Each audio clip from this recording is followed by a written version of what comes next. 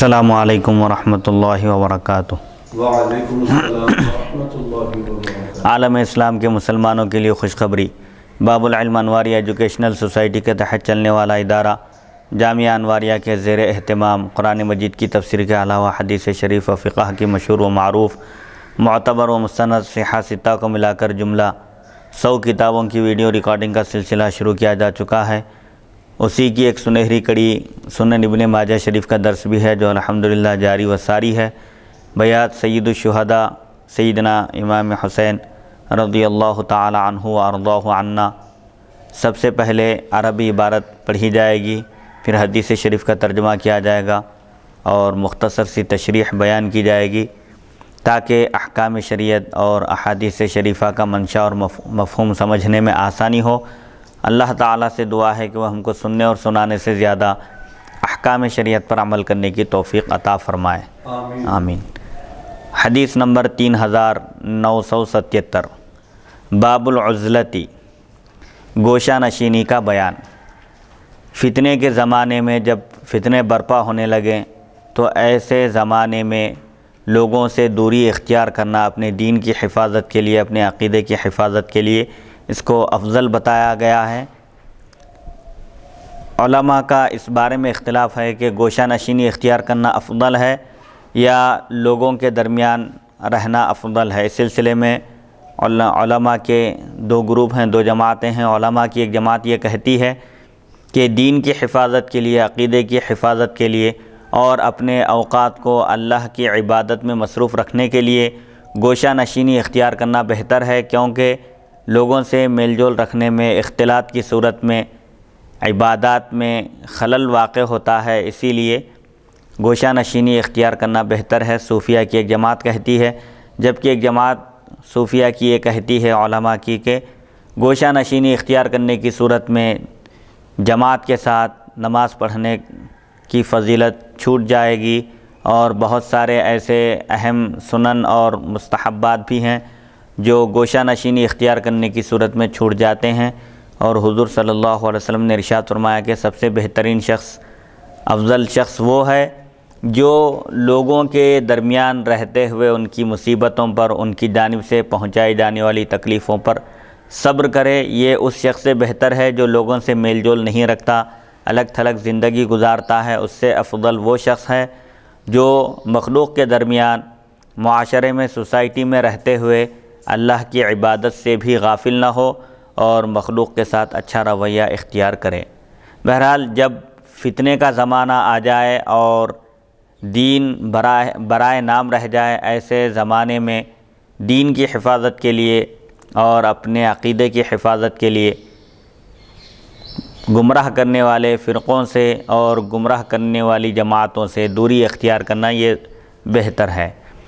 حدیث نمبر 3977، حدثنا محمد بن الصباح حدثنا عبد العزیز بن ابی حازم اخبرنی ابی عن بعاجة بن عبد الله بن بدر الجهني عن ابي هريرة ان النبي صلی اللہ علیہ وسلم قال خیر معایش الناس لهم رجل ممسك بعنان فرسه في سبيل الله ويطير على متنه كلما سمع هيعة او فزعة طار عليه اليها يبتغي الموت او القتل مظانه ورجل في غنيمة في رأس شعفة من هذه الشعاف او بطن واد من هذه الأودية يقيم الصلاة ويؤتي الزكاة ويعبد ربه حتى يأتيه اليقين ليس من الناس الا في خير۔ ابو ہریرہ رضی اللہ عنہ سے روایت ہے کہ نبی کریم صلی اللہ علیہ وسلم نے ارشاد فرمایا، سب سے بہتر زندگی لوگوں میں اس شخص کی ہے جو اللہ کی راہ میں اپنے گھوڑے کی لگام تھاما ہوا رہے اور اس کی پشت پر سوار ہو کر اڑے، یعنی تیزی کے ساتھ لپکے۔ جب کبھی دشمن کی آواز یا خوف کی کوئی آواز سنے تو فوراً وہ اس کی طرف لپکے، گھوڑے پر سوار ہو کر اس کی طرف دوڑے، موت یا قتل کے مواقع تلاش کرتے ہوئے۔ اور ایک وہ شخص جو اپنی بکریوں کو لے کر کسی پہاڑ کی چوٹی میں یا کسی وادی میں چلا جائے، نماز قائم کرتے ہوئے اور زکوٰۃ ادا کرتے ہوئے اور اپنے رب کی عبادت کرتے ہوئے، یہاں تک کہ اس کو موت آ جائے۔ اور وہ لوگوں کے تعلق سے صرف بھلائی میں ہی رہے۔ اس حدیث شریف میں یہ بات بتائی جا رہی ہے کہ جب فتنے برپا ہوں تو اس وقت سب سے بہترین آدمی وہ ہے، اس آدمی کی زندگی سب سے بہترین ہے، وہ آدمی فتنوں سے اور بدعقیدگی سے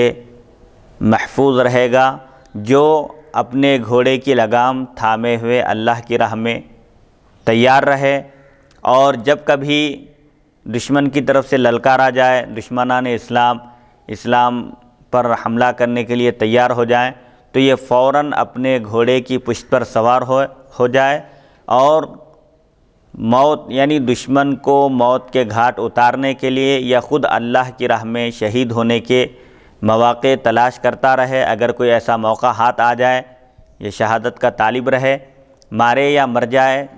جنگ میں پہنچ کر، جہاد میں پہنچ کر شہید ہو جائے، یہ شخص سب سے بہترین ہے، اس شخص کی زندگی سب سے بہترین ہے جو اللہ کے دین کی حفاظت کے لیے، اللہ کے دین کی سربلندی کے لیے ہمتاً مستعد رہے، چاق و چوبند رہے کہ جب کبھی اس کو اللہ کی راہ میں اپنی جان قربان کرنے کا موقع ملے تو وہ اس موقع کو ہاتھ سے جانے نہ دے۔ اور دوسرا وہ شخص جو اپنی بکریوں کو لے کر، عرب میں چونکہ بکریاں اور اونٹ پالنے کا جو رواج تھا، عام طور پر زندگی کا دار و مدار بھی اسی پر تھا، لوگ اکثر بکریاں وغیرہ چرایا کرتے تھے۔ آپ صلی اللہ علیہ وسلم نے فرمایا کہ وہ شخص، اس شخص کی زندگی بھی سب سے بہترین ہے جو اپنی بکریوں کو لے کر بالکل لوگوں سے گوشہ نشینی اختیار کر لے، جنگل میں چلا جائے، پہاڑیوں پر گزر بسر کرے جہاں پر برائیوں کا امکان نہیں ہوتا۔ مجمع میں جب موجود ہوتا ہے کوئی شخص، معاشرے میں رہتا ہے، سوسائٹی میں رہتا ہے، تو گناہوں کو جب دیکھتا ہے لوگ گناہ کرتے ہیں تو ممکن ہے کہ یہ بھی گناہوں میں مبتلا ہو جائے۔ اسی لیے جب وہ ایسی جگہ جا کر زندگی بسر کرے گا جہاں پر گناہ کے، برائی کے اسباب ہی نہ ہوں گے تو ظاہر بات ہے کہ اس سے کوئی گناہ بھی نہیں ہوگا۔ تو یہاں پر بھی اس بات کی طرف اشارہ کیا جا رہا ہے کہ اس شخص کی زندگی بہتر ہے جو اپنی بکریوں کو لے کر گوشہ نشینی اختیار کر لے، جنگل میں چلا جائے، آبادی سے دور جا کر زندگی گزارے، لیکن وہاں پر بھی نماز کا اہتمام کرے۔ صاحب نصاب ہے، بکریوں کا ذکر ہے، 40 بکریاں اگر ہو تو اس پر زکوٰۃ واجب ہے، تو زکوٰۃ بھی ادا کرے، اسلام کے فرائض میں کسی قسم کی کوئی کوتاہی اور غفلت نہ کرے۔ نماز فرض عین ہے، ہر فرد پر فرض ہے، نماز کا اہتمام کرے، اور صاحب نصاب ہو تو زکوٰۃ بھی ادا کرے اور اپنے رب کی عبادت کرتے رہے۔ عبادت میں سب چیزیں آ گئی، روزہ اور خیر کے تمام کام صرف اللہ کی خوشنودی کے لیے کرے، اور کب تک؟ موت آنے تک ان اعمال کو انجام دیتا رہے۔ ایسے شخص کی زندگی بہترین زندگی ہے، اور اگر وہ لوگوں کے بارے میں کسی قسم کے شر کا ارادہ بھی اس کو نہیں کرنا چاہیے، اور اس کا مقصد صرف لوگوں کو خیر پہنچانا، بھلائی پہنچانا، نفع پہنچانا رہے، یہ شخص سب سے بہترین ہے، اور اس کی زندگی بہترین ہے کہ لوگوں کی برائی میں نہ جائے، بلکہ ہر ایک کے ساتھ اچھا سلوک کرے، چاہے وہ برا ہو یا اچھا ہو، حسب استطاعت ہر ایک کے ساتھ اچھا سلوک کرنا چاہیے۔ اس حدیث شریف سے گوشہ نشینی کی فضیلت معلوم ہو رہی ہے کہ فتنے کے زمانے میں اپنے دین کی حفاظت کے لیے اگر سوسائٹی سے، معاشرے سے کوئی الگ ہو کر زندگی گزارنا چاہے تو اس کو اختیار ہے، لیکن اس بات کا خیال رہے کہ جیسے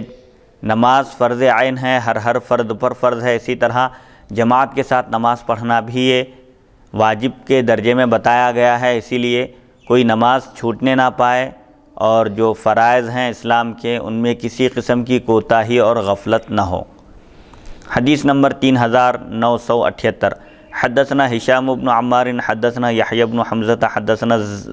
زبیدی حدثني الزہری عن عطاء بن یزید اللیثی عن ابی سعید الخدری ان رجلا اتى النبی صلی اللہ علیہ وسلم فقال ای الناس افضل؟ قال رجل مجاہد فی سبیل اللہ بنفسہ ومالہ، قال ثم من؟ قال ثم امرؤ فی شعب من الشعاب یعبد اللہ عز وجل ویدع الناس من شرہ۔ ابو سعید خدری رضی اللہ عنہ سے روایت ہے کہ ایک شخص نبی کریم صلی اللہ علیہ وسلم کی خدمت میں حاضر ہوئے اور عرض کیا، تمام لوگوں میں سب سے افضل فضیلت والے کون ہیں؟ تو آپ صلی اللہ علیہ وسلم نے فرمایا، وہ شخص جو اللہ کی راہ میں اپنی جان اور اپنے مال کے ذریعے جہاد کرے۔ تمام لوگوں میں سب سے افضل فضیلت والا، بزرگی اور برتری والا وہ شخص ہے جو اللہ کی راہ میں اپنی جان اور مال کا نذرانہ پیش کرے، جان کے ذریعے بھی جہاد کرے، یعنی دشمنان اسلام کو موت کے گھاٹ اتار دے اور خود بھی شہید ہو جائے، جان کے ذریعے یعنی جہاد کرے، جنگ کرے، اور اپنے مال کے ذریعے بھی جہاد کرے، یعنی مال کو بھی پیش کرے، اللہ کی راہ میں مالی تعاون بھی کرے اسلام کا اور مسلمانوں کا، اور اپنی جان کی ضرورت پیش آئے اگر جان کا نذرانہ پیش کرنے کی تو اس کو بھی پیش کر دے۔ یہ شخص سب سے بہترین اور افضل ہے۔ انہوں نے کہا، وہ آنے والے شخص نے پھر پوچھا کہ ثم من، اس کے بعد پھر کون سب سے افضل ہے؟ تو آپ صلی اللہ علیہ وسلم نے فرمایا، پھر وہ شخص جو کسی پہاڑی میں، پہاڑ کی کسی گھاٹی میں اللہ بزرگ و برتر کی عبادت کرتے رہے اور لوگوں کو اپنے شر سے محفوظ رکھے اور لوگوں کو چھوڑ دے اس کے شر کی وجہ سے۔ مطلب یہ ہے کہ جو شخص اللہ کی راہ میں اپنی جان اور مال کے ذریعے جہاد کرے، اللہ کے دین کی سربلندی کے لیے دشمنان اسلام کو موت کے گھاٹ اتار دے، وہاں جان کا بھی نذرانہ پیش کرے اور مال کا بھی نذرانہ پیش کرے، ایسا شخص سب سے افضل ہے۔ پھر دوسرے نمبر پر وہ شخص جو اپنے دین کی حفاظت کے لیے، گناہوں سے بچنے کے لیے، محفوظ رہنے کے لیے پہاڑ کی کسی گھاٹی میں گوشہ نشینی اختیار کر لے، اللہ بزرگ و برتر کی عبادت کرے اور لوگوں کو اپنے شر سے محفوظ رکھے، لوگوں کو کسی قسم کی کوئی تکلیف نہ پہنچائے، یہ شخص سب سے افضل ہے، یہ دوسرے نمبر پر ہے یہ شخص۔ تو اس سے بھی بعض علماء اور صوفیہ کی ایک جماعت یہ کہتی ہے کہ گوشہ نشینی اختیار کرنا افضل ہے تاکہ دین بھی محفوظ رہے اور لوگوں کو اپنے شر سے محفوظ رکھا جا سکے۔ حدیث نمبر 3979، حدثنا علی بن محمد حدثنا الولید بن مسلم حدثني عبد الرحمن بن یزید بن جابر حدثني بسر بن عبید اللہ حدثني ابو ادریس الخولانی انه سمع حذیفة بن الیمانی یقول قال رسول اللہ صلی اللہ علیہ وسلم یکون دعاة على ابواب جہنم من اجابهم الیہا قذفوه فیہا قلت یا رسول اللہ صفهم لنا قال هم قوم من جلدتنا يتكلمون بألسنتنا قلت فما تأمرني إن أدركني ذلك قال فالزم جماعة المسلمين وإمامهم فإن لم يكن لهم جماعة ولا إمام فاعتزل تلك الفرق كلها ولو أن تعض بأصل شجرة حتى يدركك الموت وأنت كذلك۔ ابو ادریس الخولانی رحمۃ اللہ علیہ نے بیان کیا کہ انہوں نے حذیفہ بن یمان رضی اللہ عنہ کو فرماتے ہوئے سنا، رسول اللہ صلی اللہ علیہ وسلم نے ارشاد فرمایا، جہنم کے دروازوں پر بلانے والے لوگ ہوں گے، دعوت دینے والے لوگ ہوں گے، جو کوئی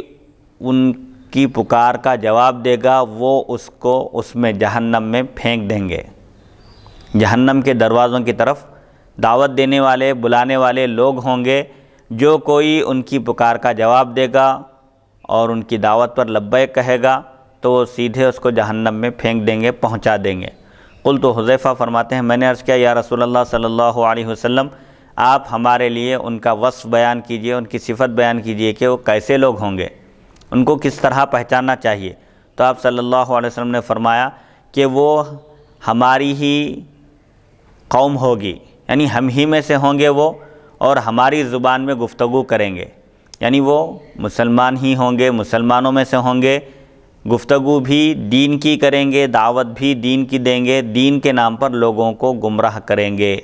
قلت تو میں نے عرض کیا آپ مجھے کیا حکم دیتے ہیں اگر وہ چیز مجھ کو پالے، یعنی اگر ایسا موقع آ جائے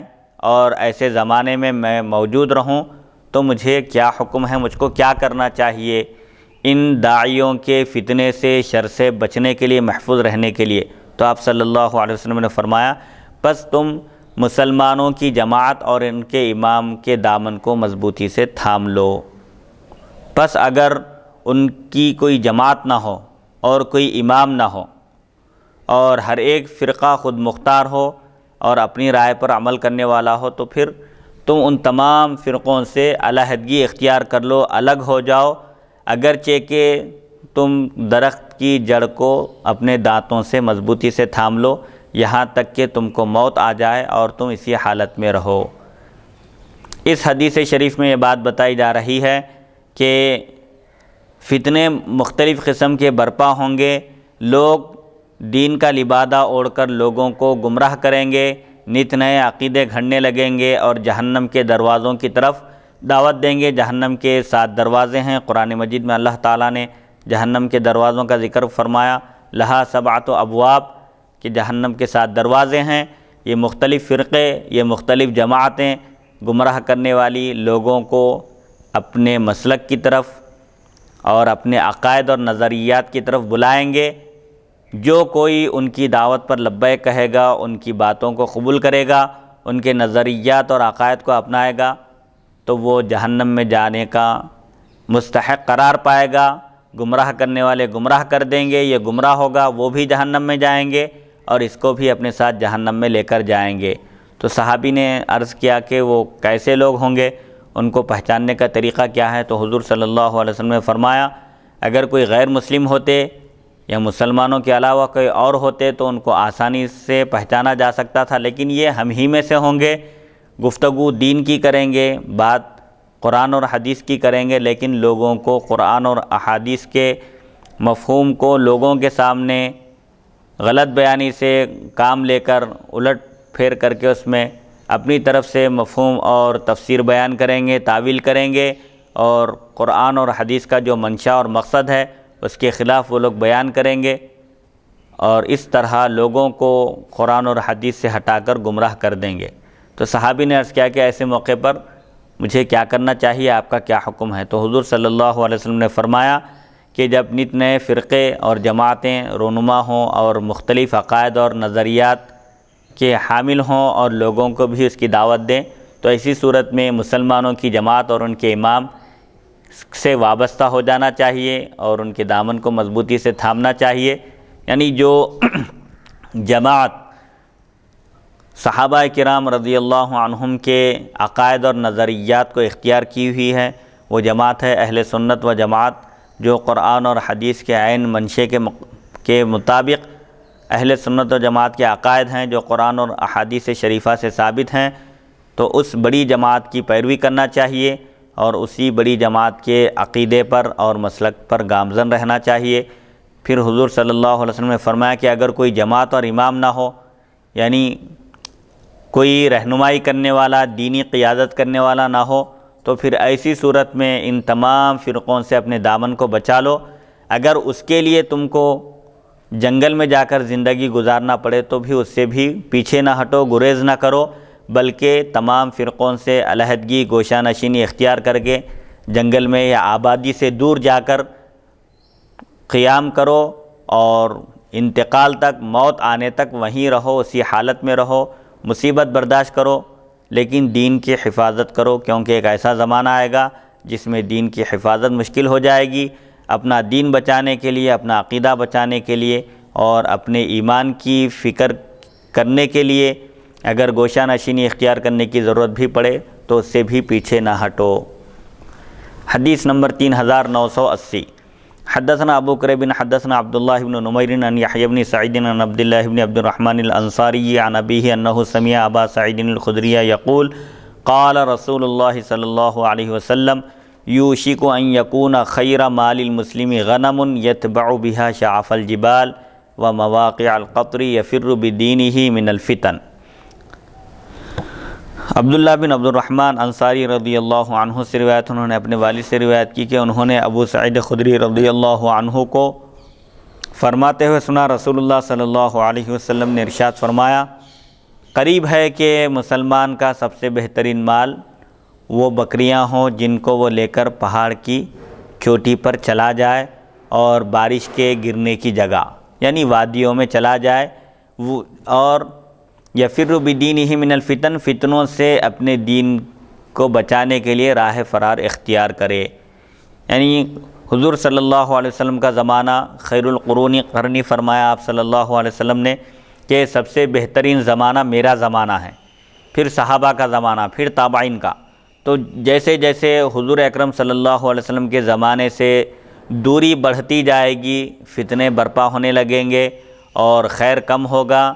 شر کو بڑھاوا فروغ ملے گا۔ تو آپ صلی اللہ علیہ وسلم فرماتے ہیں کہ ایک زمانہ ایسا آئے گا، قریب ہے کہ ایک زمانہ ایسا ہوگا کہ مسلمان کے لیے سب سے بہتر یہ ہوگا کہ اگر اس کے پاس بکریاں ہوں تو وہ ان بکریوں کو لے کر پہاڑ کی چوٹی پر چلا جائے، بکریوں کی نگہداشت کر لے، بکریوں کو چرائے اور عبادت کی ٹائمنگ میں، عبادت کے اوقات میں عبادت کرے، نماز پڑھے، رمضان کا مہینہ آ جائے تو روزہ رکھے، اور بکریوں کو لے کر جنگل کی طرف چلے جانے کا مقصد یہ ہے کہ فتنوں سے اپنے دین کی حفاظت کر سکے۔ نت نئے عقائد جو گھڑ لیے جا رہے ہیں، ان عقائد سے، ان نظریات سے بچنے کے لیے، حفاظت کے لیے، اپنے دین کو محفوظ اور خالص رکھنے کے لیے آبادی سے دور جا کر زندگی گزارے۔ ایک ایسا زمانہ بھی آئے گا کہ مسلمان کا سب سے بہترین مال بکریاں ہوں گے، جانور ہوں گے جن کو وہ پالتے ہوئے اپنی گزر بسر کر سکے اور لوگوں سے دوری اختیار کر کے اپنے دین کی فتنوں سے حفاظت کر سکے۔ کیونکہ عام طور پر بکریاں پالنے والے، جانور پالنے والے آبادی میں نہیں رہتے ہیں، جنگلوں میں رہتے ہیں یا پہاڑ کی چوٹیوں پر یا آبادی سے دور رہ کر زندگی گزارتے ہیں۔ تو آبادی میں رہنے سے جو فتنے برپا ہوتے ہیں، ان فتنوں کا آدمی شکار ہو سکتا ہے۔ آبادی سے دور رہنے کی صورت میں اس کو برائی کا موقع ہاتھ نہیں آتا، اور ایسے جب عقائد اور نظریات اور گمراہ کن خیالات کو جب فروغ ملتا ہے اور وہ سوسائٹی کے درمیان، معاشرے کے درمیان موجود رہتا ہے، تو ممکن ہے کہ وہ بھی ان عقائد اور نظریات سے متاثر ہو کر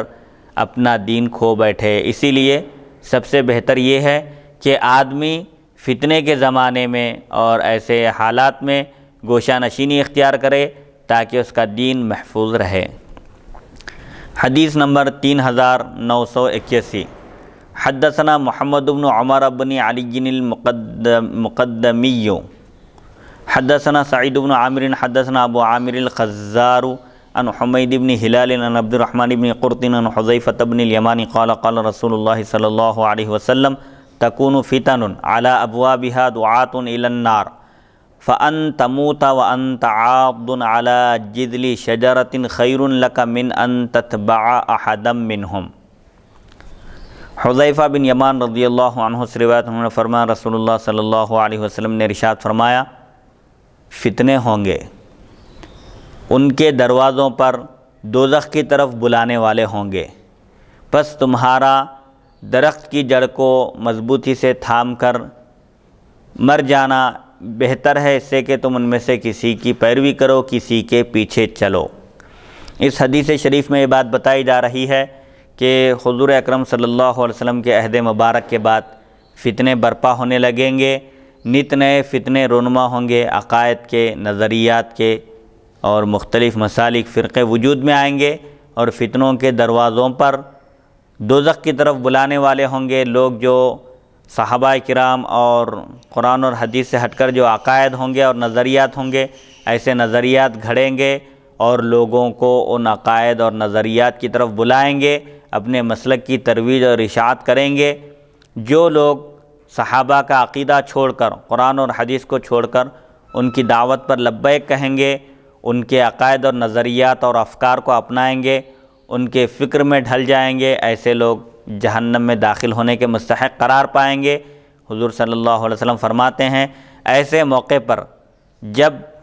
فتنہ عام ہو جائے، فتنے برپا ہونے لگے، تو ایسے موقع پر درخت کی جڑ کو مضبوطی سے تھام کر انتقال کر جانا یہ ان باطل فرقوں کی پیروی کرنے سے بہتر ہوگا۔ درخت کی جڑ کو مضبوطی سے تھامنے سے مراد یہ ہے کہ سوسائٹی سے، معاشرے سے، آبادی سے، مخلوق سے دوری اختیار کر کے اپنے دین کی حفاظت اگر کوئی کر لے تو یہ اس کے لیے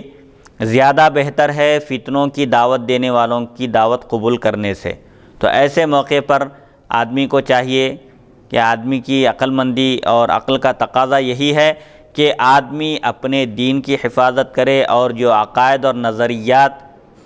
عین قرآن اور حدیث کے مطابق ہے، صحابہ کرام کا جو عقیدہ ہے، سلف صالحین کا جو عقیدہ ہے، پوری دنیا آج تک جس عقیدے پر چلتی ہوئی آئی ہے اسی عقیدے کو مضبوطی سے تھاما ہوا رہے اور اپنے دین کو فتنوں سے بچا کر اس دنیا سے رخصت ہو۔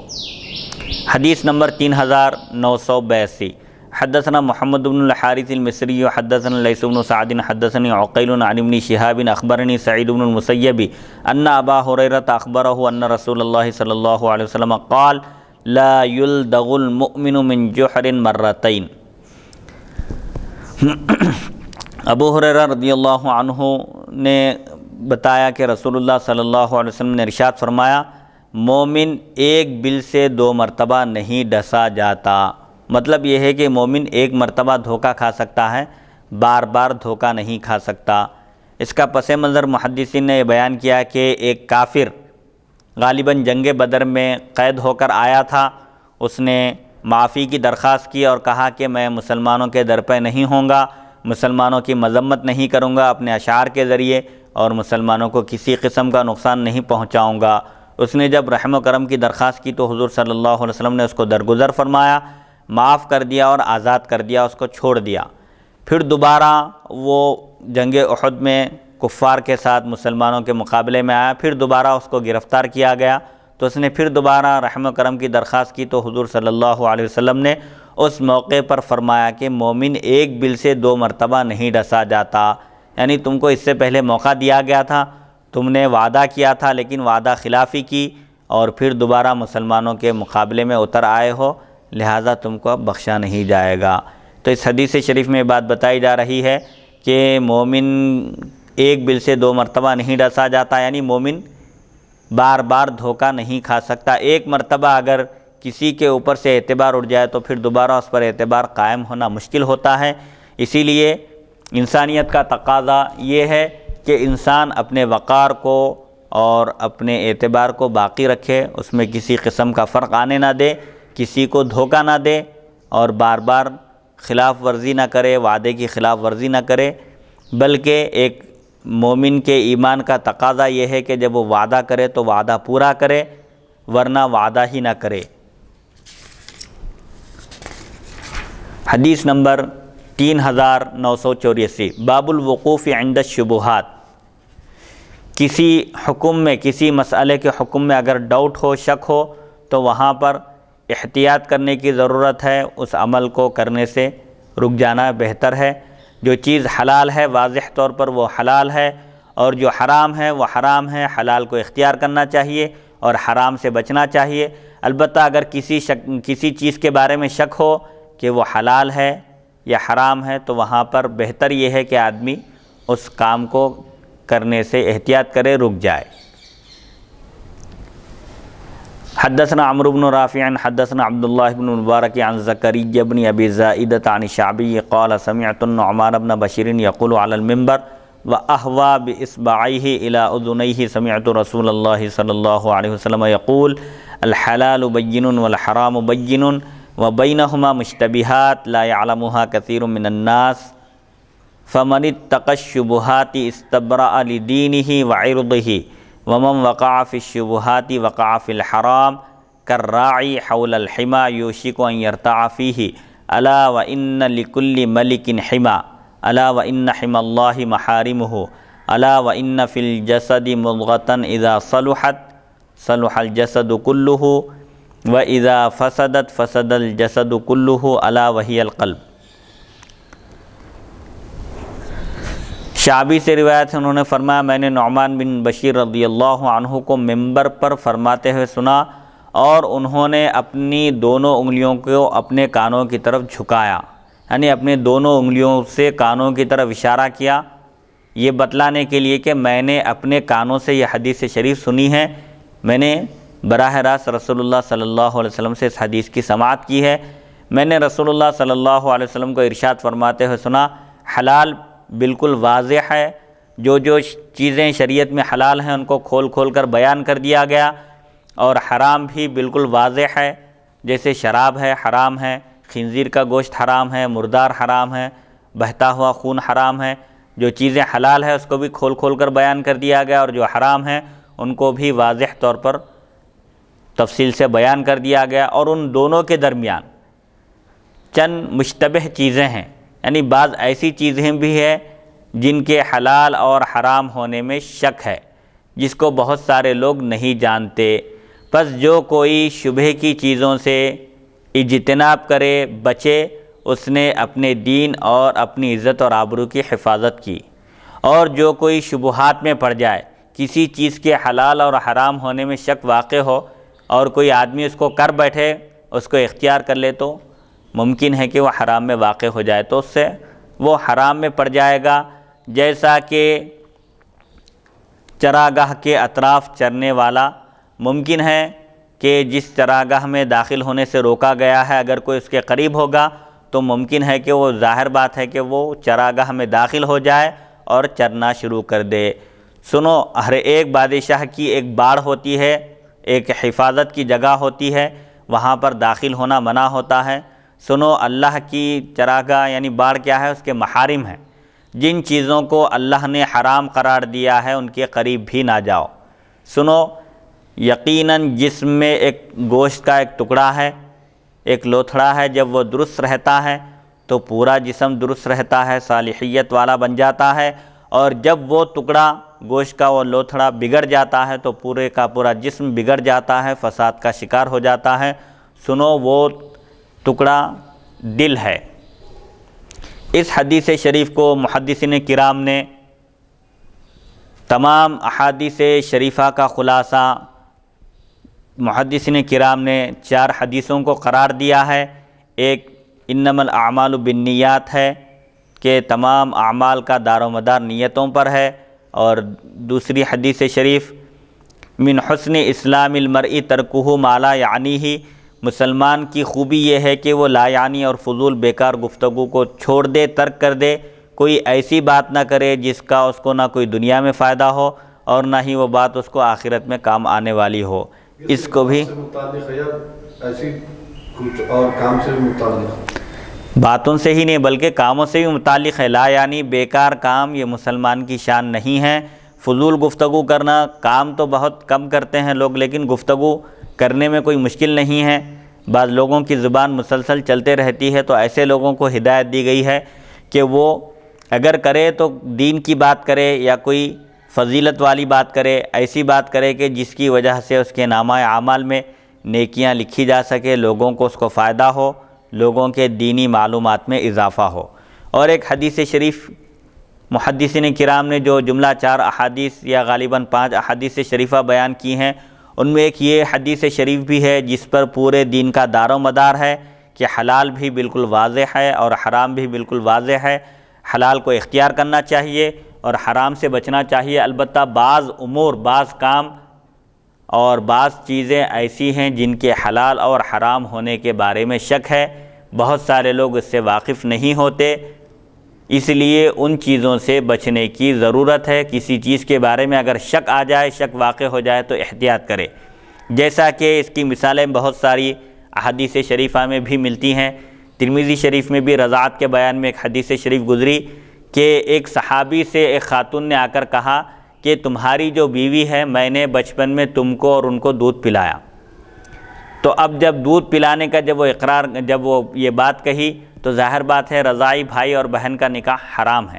تو شبہ آ گیا، اور ایک عورت کی بات نہیں مانی جا سکتی، کم سے کم 2 مرد اور ایک عورت کی گواہی ضروری ہے۔ وہ صحابی فوراً حضور اکرم صلی اللہ علیہ وسلم کی خدمت اقدس میں حاضر ہوئے اور سارا واقعہ بیان کیا، تو آپ صلی اللہ علیہ وسلم نے فرمایا کہ جب ایسی بات کہی گئی ہے تو ڈاؤٹ آ گیا ہے، شک آ گیا ہے، لہٰذا احتیاط کرو، یہ بہتر ہے۔ تو ایسے ہی مگر یہ خاص کر کے مفتی صاحب یہ اس معاملے میں، نکاح کے معاملے میں جی تو یہ تو حکم دیا جا رہا ہے کہ یہ بہتر ہے، افضل ہے، اچھا کام ہے، جی کیا یہ لازم اور ضروری بھی ہے جبکہ 2 مرد گواہ نہ ہوں یا 1 مرد اور 2 عورتیں اس کی گواہ نہ ہوں؟ جی، حنفی مسلک میں امام اعظم ابو حنیفہ رحمۃ اللہ علیہ نے فرمایا کہ ایسی چیزوں میں گواہی کا جو مسئلہ ہے ایک مستقل بیان ہے کہ بعض امور ایسے ہیں جہاں پر صرف مردوں کی گواہی قابل قبول ہے، عورتوں کی گواہی نہیں مانی جائے گی۔ جیسے اگر کوئی کسی پر زنا کی تہمت لگائے تو وہاں پر 4 مردوں کو گواہی میں پیش کرنا ہے، وہاں پر عورتوں سے کام نہیں چلے گا، صرف 4 مرد ہونا ہے۔ اور بعض امور ایسے ہیں جہاں پر مردوں کی گواہی نہیں مانی جا سکتی، صرف عورتیں گواہی دے سکتی ہے، جیسے ولادت کا مسئلہ ہے کسی عورت کے وضع حمل کا ڈیلیوری کا مسئلہ ہے یا عورتوں کے امور سے متعلق عیوب سے متعلق اگر کوئی بات ہے تو وہاں پر صرف عورت گواہی دے سکتی ہے۔ اور بعض احکام شریعت کے ایسے ہیں جہاں پر مرد اور عورتوں دونوں کی گواہی چل سکتی ہے، جیسے نکاح ہے، نکاح میں کم از کم دو مرد گواہی دینا ضروری ہے نکاح میں، یا دو مرد اگر نہ ہوں تو ایک مرد اور دو عورتوں کی گواہی سے نکاح ہو جاتا ہے۔ اب جہاں پر شبہ پیدا ہو جائے وہاں پر ورع کا تقوی کا تقاضا یہ ہے کہ احتیاط کرے، لیکن تقوی کا تقاضا ہے، لیکن شرعاً حکم یہ ہے کہ جب تک معتبر گواہی سے ثبوت پیش نہ کیا جائے اس وقت تک نکاح کو باقی رکھا جا سکتا ہے۔ صرف ایک عورت کے کہنے پر نکاح ختم نہیں کیا جا سکتا، وہاں پر ٹھوس ثبوت کی ضرورت ہے۔ ایسے ہی جیسا کہ صوفیاء کرام احادیث شریفہ کی روشنی میں جن چیزوں میں تھوڑا سا شک بھی آ جاتا ان چیزوں سے خود احتیاط کرتے تھے۔ خود حضور اکرم صلی اللہ علیہ وسلم نے ایک موقع پر فرمایا، غالباً مسلم شریف کی روایت ہے کہ آپ صلی اللہ علیہ وسلم نے راستے میں کھجور پڑا ہوا دیکھا تو آپ صلی اللہ علیہ وسلم نے صحابہ کو حکم دیا کہ اس کو اٹھا لو اور صاف کر کے کھا لو، اور فرمایا کہ اگر مجھے اس بات کا اندیشہ نہ ہوتا، خوف نہ ہوتا کہ یہ صدقے کی کھجور ہو تو میں خود اس کو تناول کر لیتا۔ تو احتیاط کا تقاضا کیا ہے؟ حضور صلی اللہ علیہ وسلم نے فرمایا کہ ہو سکتا ہے کہ زکوٰۃ کی جو کھجوریں لے جا رہی تھی وہ ہو سکتا ہے کہ اس میں سے ایک کھجور نیچے گر گئی ہو سکتا ہے کہ یہ زکوٰۃ اور صدقے کی ہو، اسی لیے میں احتیاط کرتا ہوں، تم لوگ البتہ کھا سکتے ہو، کھا لو۔ تو اس سے معلوم ہوا کہ نیچے گری ہوئی چیز کو حقیر اور معمولی نہیں سمجھنا چاہیے، اگر اس کو اٹھا کر صاف کر کے کھانا ممکن ہو تو کھا لینا چاہیے، رزق کو ضائع نہیں کرنا چاہیے۔ اور دوسری بات یہ ہے کہ جہاں بھی شبہ کا پہلو آ جائے، ڈاؤٹ ہو جائے کسی چیز کے بارے میں کہ یہ حرام ہے یا حلال ہے، تو وہاں پر اس سے احتیاط کرنا بہتر ہے، کیونکہ جو شخص شبہات سے بچے گا، تو اسی لیے حضور صلی اللہ علیہ وسلم سے ایک صحابی نے پوچھا کہ گناہ کیا ہے؟ تو حضور صلی اللہ علیہ وسلم نے فرمایا کہ جس چیز کے بارے میں تمہارا ضمیر کہے کہ یہ کام مت کرو، سمجھو کہ یہ گناہ ہے، ضمیر خود ملامت کرے، ضمیر روک دے، اپنے دل سے فتویٰ لو، استفتی قلبک، تمہارا دل کیا کہہ رہا ہے؟ اگر تمہارا دل یہ کہہ رہا ہے کہ یہ کام گناہ کا ہے، اسے بچنا چاہیے، یہ حرام ہے یا کم سے کم حرام تک لے جانے والا ہے، تو اس سے بھی احتیاط کرے۔ جیسا کہ امام اعظم ابو حنیفہ رحمۃ اللہ علیہ سخت گرما کے موسم میں ایک شخص کی نماز جنازہ کے لیے آپ تشریف لائے تو لوگوں نے کہا کہ آپ مقتدی تھے، آپ کے علم اور آپ کے تقوی و پرہیزگاری کے سب معترف اور قائل تھے۔ لوگوں نے عرض کیا کہ سخت دوپہر یا گرمی کا موسم ہے، آپ دھوپ میں ٹھہرے ہوئے ہیں، لہٰذا آپ اس مکان کے سائے میں، اس کی چھاؤں میں ٹھہریں تو بہتر ہے تاکہ آپ گرمی سے محفوظ رہ سکیں۔ تو آپ نے فرمایا کہ مجھے دھوپ میں ٹھہرے رہنا پسند ہے، کیونکہ یہ جو شخص ہے اس مکان والا، یہ صاحب مکان میرا مقروض ہے، میرا قرض باقی ہے، اگر میں اس کے مکان کی چھاؤں میں ٹھہروں گا تو اس کو قرض دے کر میں اس کی کسی چیز سے فائدہ اٹھانے والا شمار کیا جاؤں گا، یہ بھی شریعت میں حرام ہے۔ جبکہ آج لوگ کسی کو قرض دیتے ہیں تو قرض وصول ہونے سے پہلے اس سے چائے پیتے ہیں، کھانا کھاتے ہیں، مختلف قسم کی اس کو تکلیفیں دیتے ہیں، یہ قطعاً درست نہیں ہے۔ کل قرض جر نفعا فہو حرام، ہر وہ قرض جو نفع پہنچائے، جس کی وجہ سے فائدہ اٹھایا جائے، اصل قرض حاصل کرنے سے پہلے اس سے خوب فائدہ اٹھایا جائے، وہ حرام ہے۔ ایسا قرض حرام قرار دیا گیا کہ کوئی کسی کو قرض دے اور قرض کی وصولی سے پہلے مختلف طریقوں سے اس سے فائدہ اٹھاتا رہے اور اس کا استحصال کرتے رہے، شریعت میں اس کی قطعاً گنجائش نہیں ہے، شریعت میں یہ چیز حرام ہے۔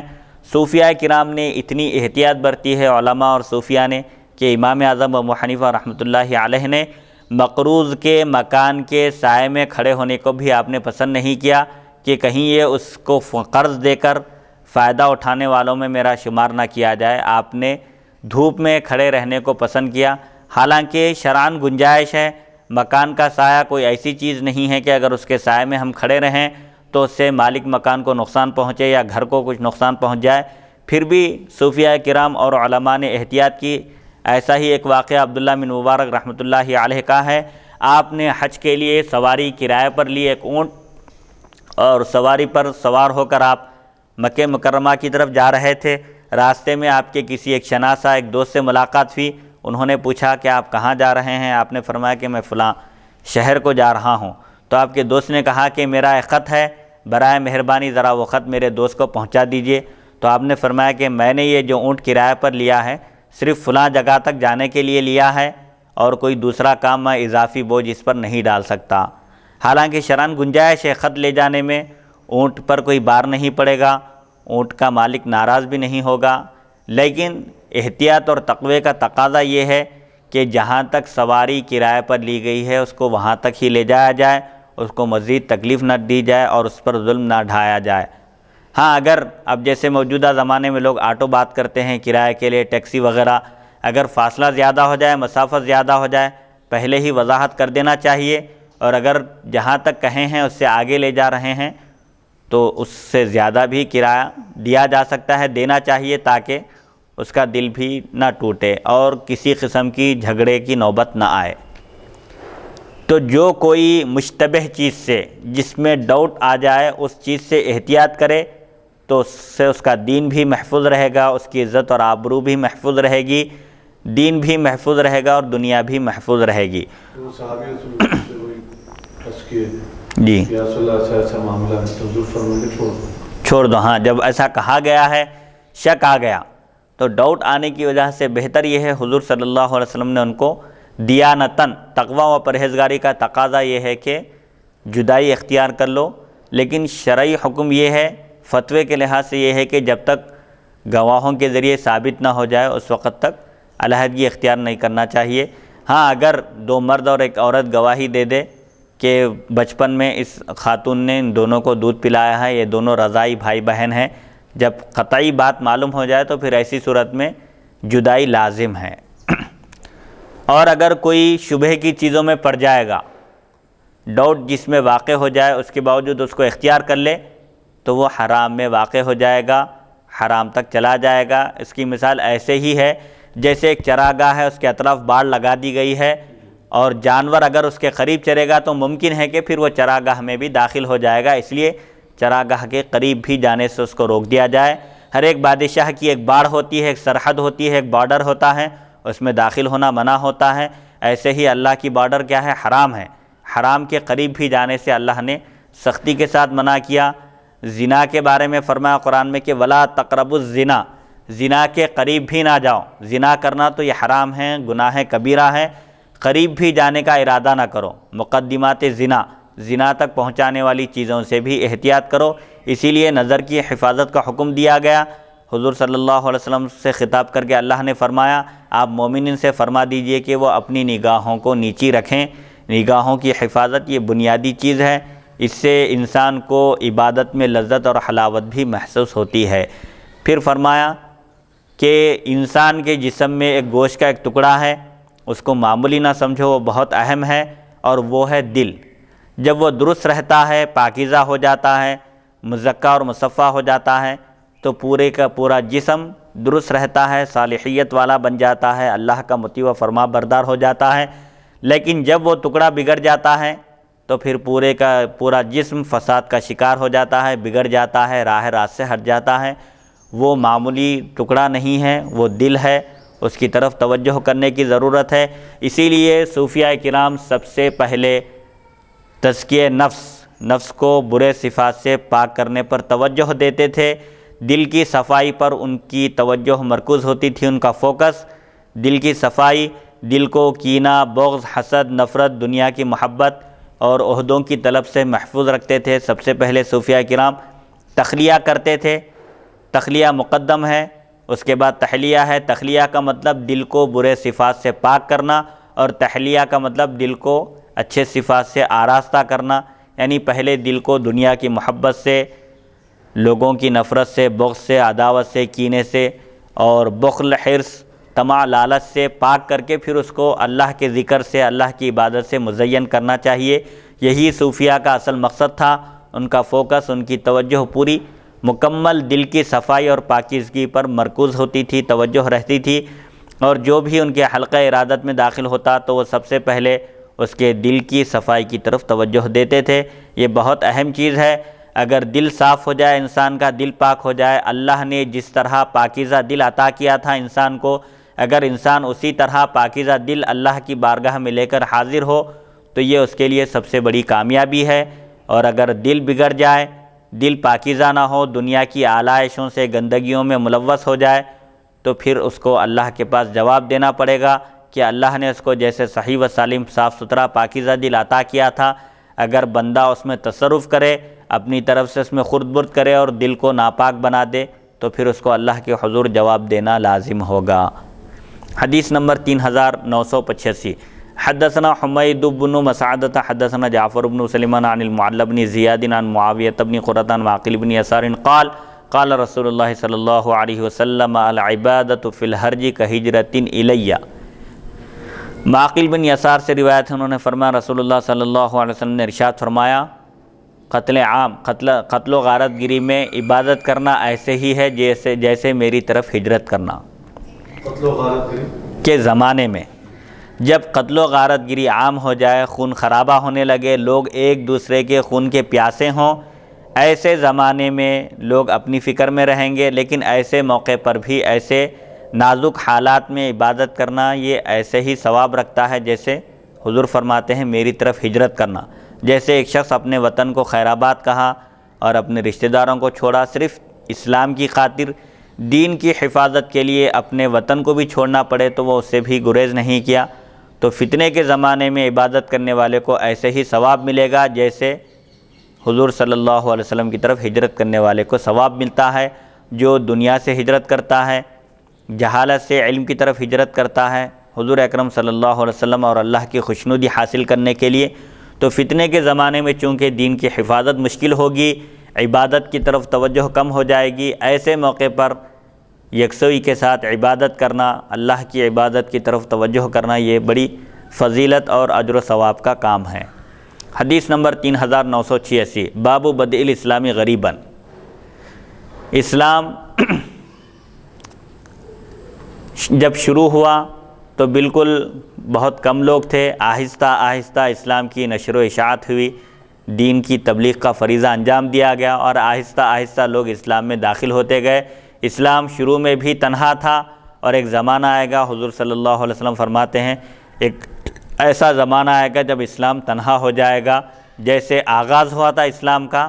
وہ جب ایک وقت آئے گا تو اسلام پھر تنہا ہو جائے گا۔ ایسے موقع پر جو اسلام کے دامن کو مضبوطی سے تھامے ہوئے ہیں ان کے لیے خوشخبری ہے۔ توبہ کا لفظ آ رہا ہے، اس کی تشریح ہوگی انشاءاللہ حدیث شریف کے ترجمے کے بعد۔ حدثنا عبد الرحمن بن ابراہیم و یعقوب بن حمید بن کاسب و سوید بن سعید قالوا حدثنا مروان بن معاویۃ الفزاری حدثنا یزید بن کیسان عن ابی حازم عن ابی ہریرہ قال قال رسول اللہ صلی اللہ علیہ وسلم بدأ الاسلام غریبا وسیعود غریبا فطوبى للغرباء۔ ابو ہریرہ رضی اللہ عنہ سے روایت، انہوں نے فرمایا رسول اللہ صلی اللہ علیہ وسلم نے ارشاد فرمایا اسلام تنہا شروع ہوا تھا اور عنقریب وہ تنہا ہو جائے گا، پس غرباء کے لیے خوشخبری ہے۔ یعنی اسلام کا جب آغاز ہوا، ایک کے بعد ایک لوگ مسلمان ہوتے گئے، اسلام پہلے نہتا تھا، تنہا تھا، پھر حضور اکرم صلی اللہ علیہ وسلم کی جد و جہد اور آپ کی قربانی سے اور آپ کی محنت شاقہ سے اسلام کی ترویج و اشاعت ہوئی، نشر و اشاعت ہوئی اور اسلام خوب پھیلا پھولا اور پھلا، اور دیکھتے ہی دیکھتے فتح مکہ کے موقع پر تقریباً 10,000 کے لشکر کے ساتھ حضور اکرم صلی اللہ علیہ وسلم مکہ مکرمہ میں داخل ہوئے، اور حجۃ الوداع کے موقع پر تقریباً 1 لاکھ سے زائد صحابہ کرام کی تعداد موجود تھی۔ حضور اکرم صلی اللہ علیہ وسلم کی 23 سالہ محنت کے نتیجے میں 1 لاکھ سے زائد لوگ حلقہ اسلام میں داخل ہو چکے تھے۔ اسلام تنہا تھا ابتدا میں، پھر اس کی تعداد بڑھتی گئی، لاکھوں کروڑوں کی تعداد میں آج مسلمان موجود ہے۔ پھر حضور صلی اللہ علیہ وسلم فرماتے ہیں کہ پھر ایک ایسا موقع آئے گا کہ اسلام پھر تنہا ہو جائے گا۔ ایسے موقع پر اسلام کے دامن کو مضبوطی سے تھامنے والوں کے لیے طوبیٰ، جنت میں ایک محل کا نام بتایا گیا کہ جنت میں ایک محل ہے جس کو طوبیٰ کہتے ہیں، وہ ان لوگوں کو ملے گا، وہ لوگ اس کے مستحق قرار پائیں گے جو فتنے کے زمانے میں جب اسلام تنہا ہوگا اس وقت بھی اسلام کے دامن کو مضبوطی سے تھامے ہوئے رہیں گے۔ یا طوبیٰ کے معنی مطلق خوشخبری کے بھی آتے ہیں کہ جب اسلام تنہا ہوگا، جب اسلام کو مدد کی ضرورت ہوگی ایسے موقع پر اسلام کی مدد کرنے والے، اسلام کے دامن کو مضبوطی سے تھامے رہنے والوں کے لیے خوشخبری ہے کہ اللہ تعالیٰ ان کو اس کا اجر و ثواب اور صلہ عطا فرمائے گا۔ حدیث نمبر 3988 حدثنا سفیان بن وکیع حدثنا حفص بن غیاث عن الاعمش عن ابی اسحاق عن ابی الاحوص عن عبد اللہ قال قال رسول اللہ صلی اللہ علیہ وسلم ان الاسلام بدأ غریبا وسيعود غریبا فطوبى للغرباء قال قیل ومن الغرباء قال النزاع من القبائل۔ عبداللہ رضی اللہ عنہ سے روایت ہم نے فرمایا رسول اللہ صلی اللہ علیہ وسلم نے ارشاد فرمایا یقیناً اسلام تنہا شروع ہوا تھا اور عنقریب وہ تنہا ہو جائے گا، پس غرباء کے لیے یعنی دین اسلام کو اختیار کرنے والوں کے لیے خوشخبری ہے۔ قال انہوں نے کہا، راوی نے کہا، قیل عرض کیا گیا غرباء کون ہیں؟ مختلف قبائل سے جو لوگ اسلام کو قبول کیے وہ لوگ غرباء ہیں، یعنی جیسے بلال حبشی، حبش سے آپ مکہ مکرمہ حاضر ہوئے اور اسلام میں داخل ہو گئے، صہیب رومی ہیں اور حارثہ بن زید ہے، زید بن حارثہ ہیں، یہ بہرحال بڑے بڑے صحابہ کرام جو اکابر صحابہ گزرے ہیں وہ بھی حلقہ اسلام میں داخل ہوئے اور انہوں نے مصیبتوں کو برداشت کیا، جیسے بلال حبشی رضی اللہ عنہ ہیں، ان پر ظلم و ستم کے پہاڑ توڑے جاتے تھے، ان کا مالک آقا ایک کافر تھا، وہ سخت تپتی ہوئی ریت پر آپ کو لٹا دیتا تھا، گرما کے موسم میں بغیر کرتے کے آپ کو لٹا دیتا تھا، آپ اس تپش کو، حرارت کو، تمازت کو برداشت کرتے تھے، لیکن دین اسلام کو چھوڑنے کے لیے آپ قطعاً راضی نہیں تھے۔ بہرحال یہ صحابہ کرام کی قربانیاں ہیں کہ انہوں نے اسلام کی حلاوت اور لذت کو محسوس کیا، اس پاکیزہ دین میں داخل ہونے کے بعد انہوں نے اسلام کی خاطر گھر بار چھوڑا، اولاد کو چھوڑا، خاندان کو چھوڑا، رشتہ داروں کو چھوڑا، حتیٰ کہ اپنا وطن بھی چھوڑا اور اسلام کے دامن سے وابستہ ہو گئے۔ پھر ایک ایسا زمانہ آئے گا کہ پھر اسلام تنہا ہو جائے گا، مسلمانوں کی تعداد کم ہو جائے گی، لیکن ایسے موقع پر جو دین کو تنہا نہیں چھوڑیں گے، دین کے دامن سے وابستہ رہیں گے، ان کے لیے حضور اکرم صلی اللہ علیہ وسلم نے خوشخبری عطا فرمائی۔ حدیث نمبر 3959 باب من ترجا لہ السلامۃ من الفتن، فتنوں سے سلامتی کی امید کس کے لیے ہے؟ فتنوں سے کون محفوظ رہیں گے؟ اس کا حدیث شریف میں بیان آ رہا ہے کہ جو لوگ گوشہ نشینی اختیار کریں گے، بالکل شہرت اور ریاکاری کے مواقع سے دور رہیں گے، ایسے لوگ فتنوں سے محفوظ رہیں گے۔ حدثنا حرملہ بن یحییٰ حدثنا عبداللہ بن وہب اخبرنی ابن لہیعۃ عن عیسیٰ بن عبد الرحمن عن زید بن اسلم عن ابیہ عن عمر بن الخطاب انہ خرج یوما الی مسجد رسول اللہ صلی اللہ علیہ وسلم فوجد معاذ بن جبل قاعدا عند قبر النبی صلی اللہ علیہ وسلم یبکی فقال ما یبکیک؟ قال یبکینی شیء سمعتہ من رسول اللہ صلی اللہ علیہ وسلم یقول ان یسیر الریاء شرک وان من عادى للہ ولیا فقد بارز اللہ بالمحاربۃ ان اللہ یحب الابرار الاتقیاء الاخفیاء الذین اذا غابوا لم یفتقدوا وان حضروا لم یدعوا ولم یعرفوا قلوبهم مصابیح الہدى یخرجون من کل غبراء مظلمۃ۔ عمر بن خطاب رضی اللہ عنہ سے روایت ہے کہ آپ ایک دن رسول اللہ صلی اللہ علیہ وسلم کی مسجد کی طرف نکلے، پس آپ نے معاذ بن جبل رضی اللہ عنہ کو نبی کریم صلی اللہ علیہ وسلم کی مزار اقدس کے پاس بیٹھا ہوا پایا، یبکی روتے ہوئے۔ فقال پس آپ نے پوچھا تم کیوں رو رہے ہو؟ تم کو کیا چیز رلا رہی ہے؟ تو انہوں نے کہا ایک چیز مجھے رلا رہی ہے جو میں نے رسول اللہ صلی اللہ علیہ وسلم سے سنی، آپ کا ایک ارشاد مبارک مجھے یاد آ گیا جس کی وجہ سے میں رو رہا ہوں۔ میں نے رسول اللہ صلی اللہ علیہ وسلم کو ارشاد فرماتے ہوئے سنا یقیناً معمولی دکھاوا، معمولی ریا بھی شرک ہے۔ عبادتوں میں دکھاوا، لوگوں کو دکھانے کے لیے، لوگوں کو بتانے کے لیے، اللہ کی خوشنودی مقصود نہیں ہے۔ عبادت میں لوگوں کو دکھانے کے لیے، نام نمود کے لیے، ریاکاری کے لیے اگر کوئی عبادت کر رہا ہے تو معمولی ریا بھی شرک ہے۔ اور یقیناً جو کوئی اللہ کے کسی ایک ولی سے بھی دشمنی مول لے تو اس نے اللہ کو جنگ کی دعوت دی۔ یقیناً اللہ تعالیٰ متقی، پرہیزگار اور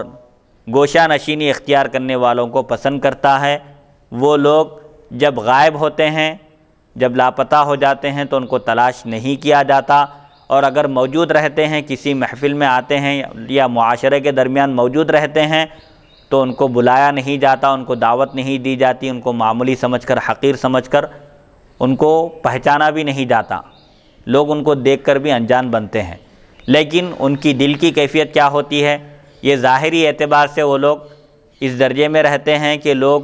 ان کو بلانے کو، ان کو پہچاننے کو بھی اپنی توہین یا بے عزتی سمجھتے ہیں، انجان بن جاتے ہیں، لیکن ان کے دل ہدایت کے چراغ ہوتے ہیں، سبحان اللہ، سبحان اللہ۔ ان کے دل ہدایت کا مرکز ہوتے ہیں، فانوس ہوتے ہیں، وہ ہر تاریک مکان سے باہر نکلتے ہیں۔ مطلب یہ ہے کہ جو اللہ کے متقی، پرہیزگار، نیک بندے ہوتے ہیں وہ دنیا سے کنارہ کشی اختیار کرتے ہیں، بالکل ایسی حالت اختیار کرتے ہیں کہ مخلوق اگر وہ لاپتہ ہو جاتے ہیں تو لوگ توجہ نہیں دیتے، گم ہو گئے ہیں تو ان کو تلاش بھی نہیں کرتے، اور اگر موجود رہتے ہیں تو ان کو حقیر اور معمولی سمجھ کر دعوت بھی نہیں دیتے، اور اگر کسی دعوت میں ان کو بلایا بھی جاتا ہے تو ان کو پہچاننے سے انکار کیا جاتا ہے، لوگ ان سے انجان بن جاتے ہیں، ان کو دیکھ کر اچانک راستہ بدل دیتے ہیں یا دوسری طرف چلے جاتے ہیں۔ لیکن ان کے دل کی کیفیت یہ ہوتی ہے کہ ان کے دل انوار الہی کے مرکز ہوتے ہیں، ہدایت کے چشمے ان کے دلوں سے پھوٹتے ہیں، اور جو لوگ ان سے رجوع ہوتے ہیں، وابستہ ہوتے ہیں، وہ ہدایت یافتہ ہو جاتے ہیں، اور ایسے لوگ تنگ و تاریک مقامات پر زندگی گزارتے ہیں تاکہ لوگ ان کی طرف متوجہ نہ ہوں اور ان کی عبادت میں خلل کا سبب نہ بنے۔ حضرت عمر بن خطاب رضی اللہ عنہ ایک مرتبہ مسجد نبوی صلی اللہ علیہ وسلم کی طرف نکلے تو آپ نے دیکھا کہ معاذ بن جبل رضی اللہ عنہ نبی کریم صلی اللہ علیہ وسلم کی مزار اقدس کے پاس بیٹھے ہوئے ہیں اور رو رہے ہیں۔ تو آپ نے پوچھا رونے کا سبب، تو انہوں نے کہا کہ ایک حدیث شریف ہے جو میں نے رسول اللہ صلی اللہ علیہ وسلم سے سنی تھی، اس حدیث کو یاد کر کے میں رو رہا ہوں۔ اس حدیث شریف کا پہلا حصہ ہے جملہ کہ معمولی ریا بھی شرک ہے۔ جو بندہ کوئی عمل اللہ کے لیے نہیں کرتا، بندوں کے لیے کرتا ہے، نام نمود کے لیے کرتا ہے، دکھاوے کے لیے کرتا ہے، شہرت حاصل کرنے کے لیے کرتا ہے تاکہ لوگ دیکھ کر اس کو کہیں کہ یہ بڑا عابد ہے، متقی، پرہیزگار ہے، بڑا عبادت گزار ہے، یہ کہنے کے لیے کرتا ہے، تو اس کو اس کا صلہ دنیا میں مل جاتا ہے، آخرت میں اس کو اس کا کوئی اجر و ثواب نہیں ملے گا، اور اس کا یہ عمل ضائع ہو جائے گا، رائے گاہ ہو جائے گا، کیونکہ وہی عمل اللہ کے پاس معتبر ہے جو خالص ہو اور عین سنت کے مطابق ہو، حضور اکرم صلی اللہ علیہ وسلم کے بتائے ہوئے طریقے کے مطابق ہو، خالص بھی ہو، جس میں ریاکاری کا شائبہ نہ ہو، وہی عمل قابل قبول ہے۔ اخلاص کے بغیر عمل کوئی حیثیت نہیں رکھتا۔ معمولی ریا بھی شرک ہے۔ پھر دوسرے حصے میں یہ بات بتائی جا رہی ہے کہ جو اللہ کے محبوب اور مقرب بندے ہوتے ہیں، اللہ کے دوست ہوتے ہیں، اس کے چاہنے والے ہوتے ہیں، ان سے دشمنی مول لینا اچھی چیز نہیں ہے، کیونکہ جو اللہ کے کسی ولی سے بغض رکھتا ہے، دشمنی کرتا ہے، تو اس کا مطلب یہ ہے کہ وہ اللہ سے دشمنی کر رہا ہے، اللہ کو جنگ کی دعوت دے رہا ہے، اللہ اس سے اپنے ولی کی دشمنی کا بدلہ لے گا۔ جیسا کہ ایک واقعہ بیان کیا جاتا ہے کہ ایک موقع پر ایک مرتبہ بارش ہو رہی تھی، ایک عاشق اور معشوق گزر رہے تھے، اس موقع پر وہیں سے ایک بزرگ کا بھی گزر ہو رہا تھا۔ اچانک بزرگ کے پیر سے کچھ کیچڑ یا پانی اچھل کر اس ایک شخص کی معشوقہ پر گرا، تو اس شخص کو غصہ آ گیا اور اس نے فوراً ایک تمانچہ اس بزرگ کے چہرے پر رسید کر دیا، رخسار پر۔ جیسے ہی اس نے تمانچہ رسید کیا، اللہ کی طرف سے اس پر عتاب نازل ہوا اور وہ عاشق فوراً وہیں ڈھیر ہو گیا اور وہیں ختم ہو گیا۔ وہاں اتفاق سے اور ایک بزرگ گزر رہے تھے، انہوں نے کسی نے پوچھا بزرگ سے کہ یہ کیا معاملہ ہے، تو انہوں نے کہا کہ میں اللہ کا دوست ہوں، اس شخص نے مجھے تمانچہ رسید کیا تو میرے دوست کو غصہ آ گیا، اس نے اپنی معشوقہ کا بدلہ لیا تو میرے دوست نے میرا بدلہ لیا۔ بہرحال یہ اولیاء کرام کے جو واقعات ہیں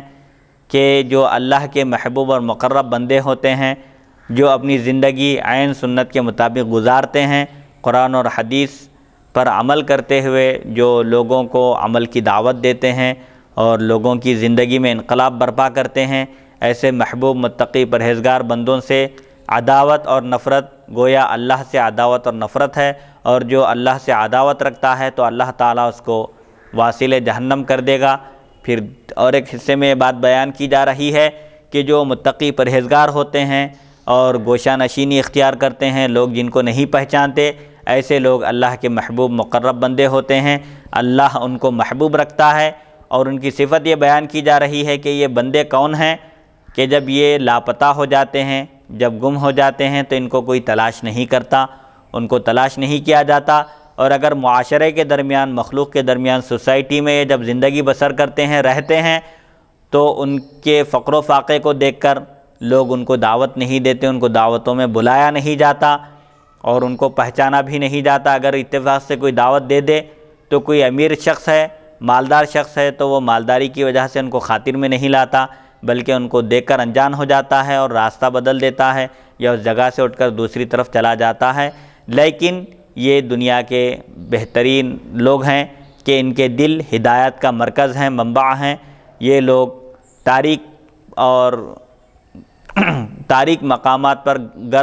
گرد آلود، غبار آلود مقامات سے نکلتے ہیں، یا ایک مفہوم محدثین نے یہ بیان کیا کہ وہ دنیا کے گرد و غبار سے، دنیا کی تاریکی سے بالکل صحیح سلامت نکل کر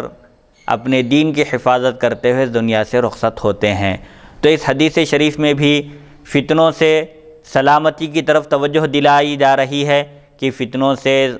سلامتی ممکن ہے اس صورت میں کہ انسان لوگوں سے کنارہ کشی اختیار کر لے، زیادہ میل جول نہ رکھے، لوگوں کے ساتھ زیادہ اٹھنا بیٹھنا نہ رکھے، حسب ضرورت رشتہ داروں سے، دوست احباب سے ملاقات کرے اور زیادہ وقت ان سے ملاقات میں گپ شپ مارنے میں ضائع نہ کرے، بلکہ اپنے دین کی حفاظت کرے اور اللہ تعالیٰ اور اس کے رسول صلی اللہ علیہ وسلم کی خوشنودی حاصل کرنے کی کوشش کرتے رہے۔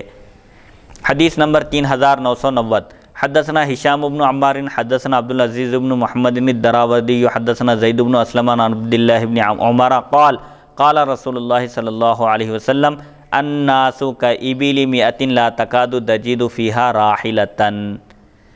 عبداللہ بن عمر رضی اللہ عنہما سے روایت، انہوں نے فرمایا رسول اللہ صلی اللہ علیہ وسلم نے ارشاد فرمایا، لوگ 100 اونٹوں کی طرح ہوں گے جن میں تم ایک بھی سواری کے قابل نہیں پاؤ گے۔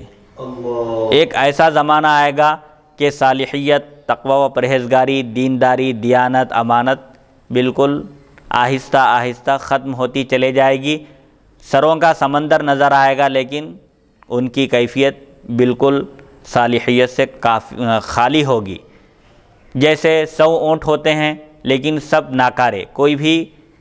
سواری کے قابل نہیں ہوتا، لوگوں کی بھی آگے چل کر یہی کیفیت ہو جائے گی کہ تعداد میں تو بڑھتے چلے جائیں گے لیکن کیفیت میں نہیں بڑھیں گے۔ جیسے پہلے لوگ صحابہ کرام کے زمانے میں سب متقی پرہیزگار تھے، جیسے جیسے حضور اکرم صلی اللہ علیہ وسلم کے زمانے سے دوری بڑھتی گئی، لوگوں کے اندر خیر کم ہوتے گیا، دیانت داری اور امانت داری کم ہوتی چلے گئی۔ تو مطلب یہ ہے کہ لوگوں کی تعداد تو بہت زیادہ ہوگی لیکن کام کے لوگ بہت کم ہوں گے۔ جیسا کہ ایک بزرگ